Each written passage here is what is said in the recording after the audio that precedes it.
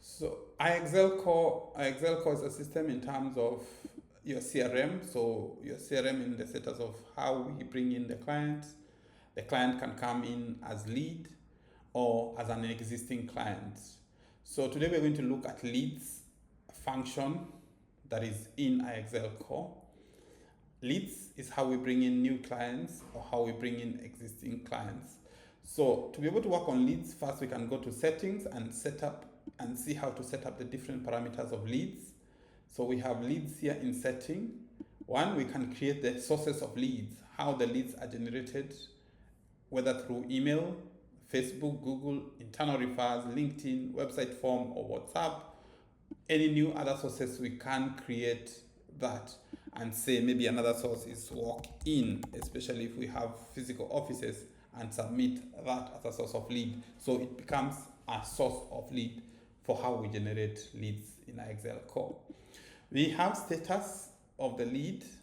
A status is whether it's new, active, in progress, close, or whatever lead or whatever status that we want to do. Then we can say another status can be on hold, a lead that is on hold, and we can tag or have a different color for that and say it will be a purple color and the order of it will be order 6. So we submit and then we can have on hold. That's a lead that we're pursuing or a lead that we've been going after, and then one way or the other we said we can hold. We can have email integration. Email integration is where we use an email or an active mailbox to set up so that if somebody sends an email to say sales@ixlcore.com, we are able to get that lead. We're able to get that lead on email, or we are notified of that lead. So we are going to set up SMTP settings.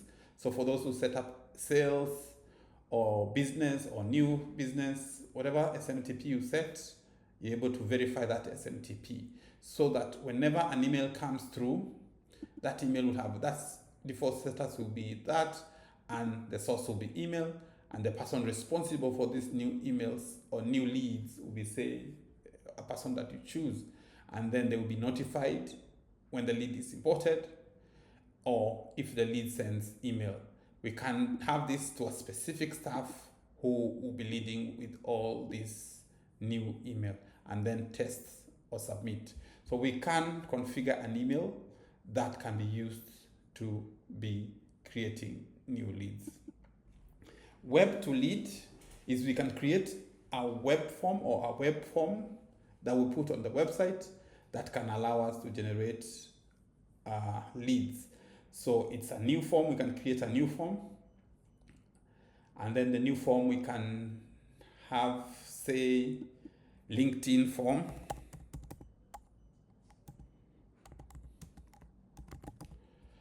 English, then LI to give us a prefix that whenever somebody has a LinkedIn source, and then because we are going to use this on LinkedIn, we call LinkedIn status, and the status every time is new, and the responsible assignee for this particular form is that. We are able to do or have branding issues. We change the color of submission or the button of submit, and say the button we can put, say, a blue color that matches with the. Then you can say thank you very much. Our staff will contact you shortly.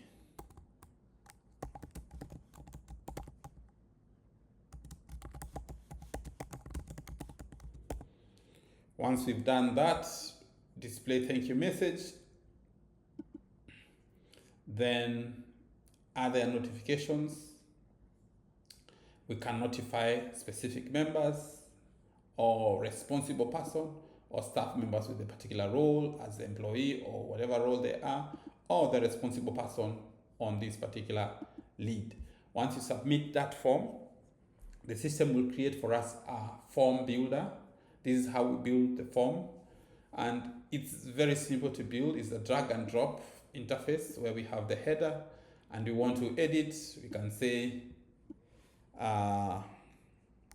contact us, and then close that. So we have that contact us form, or we have that contact us page. So what do we need from the client? We say we need position, we need the name of the client, we need the position, we need an email address.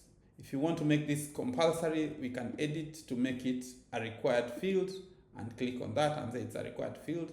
So it becomes required and mandatory for the client to fill that.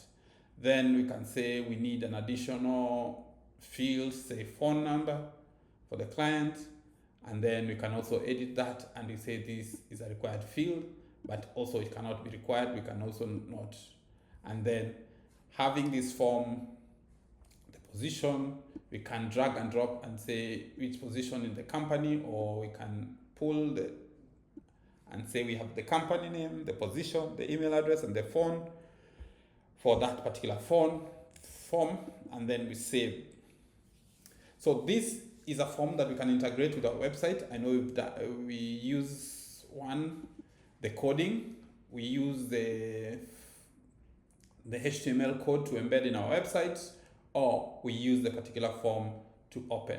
If I open this form in a different tab, let's say open in incognito window, we will see the form opening up. We can fill the form. They are not compulsory.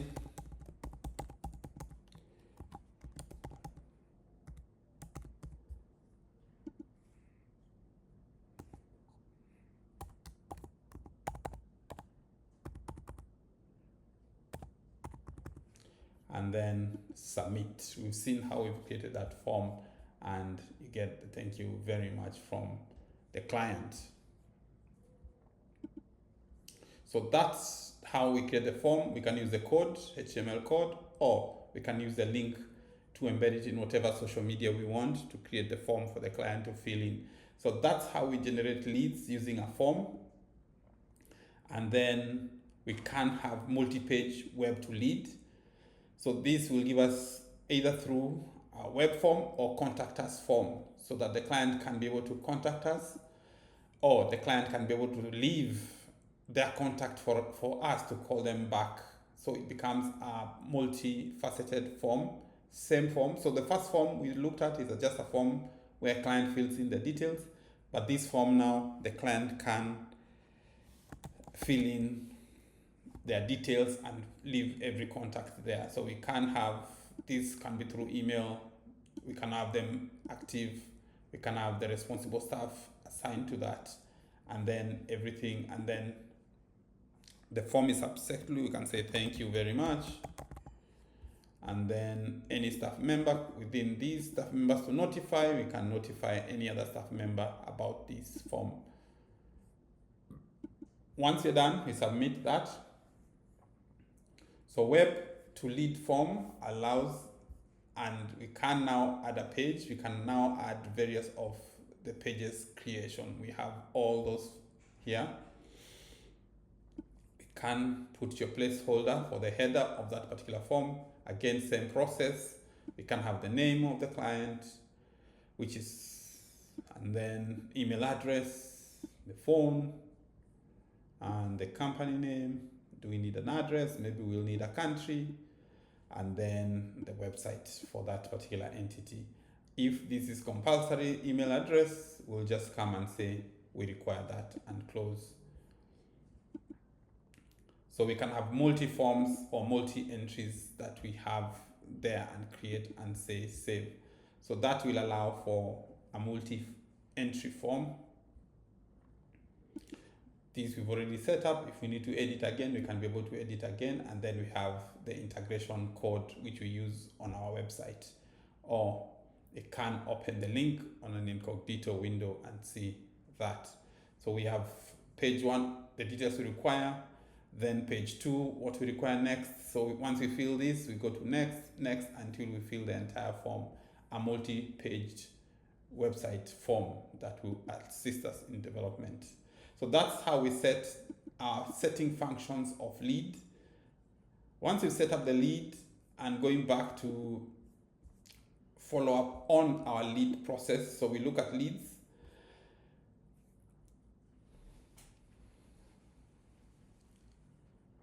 So leads are all generated and we see them here. This is a lead we just created when we created the form in Incognito and filled it in.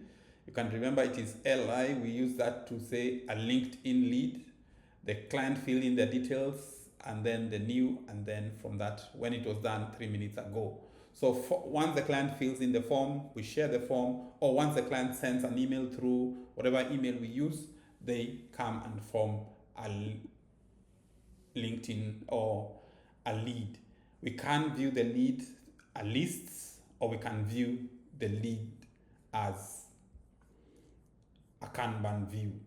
Then, of course, it can allow us to move leads within. If the leads has been closed, we can say it's closed, or we can change the status of the leads, and then the lead is in progress. That means we've contacted the client, we are progressing with this client or with this lead. Then we can be able to move these leads into different status as far as we want to have them in different status.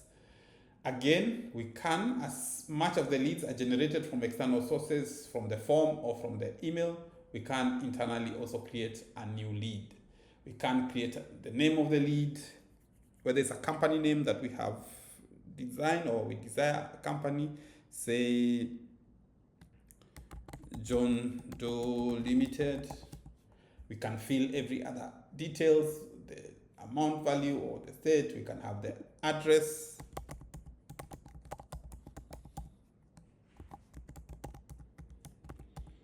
and different variation. So what is the status of this lead? It's a new lead which is active, and the source is probably we got an internal reference about this client. We've contacted the client, so we can enable and then submit. So once we've submitted the lead, there are various things we can do within the lead. We can convert the lead to a customer. We can edit this particular, maybe we get additional information about this client. We can edit further by using this button, or we can have more. We can mark as lost, or we can delete the lead accordingly. But when we look at it, so we have the profile which we can edit or convert this to a customer.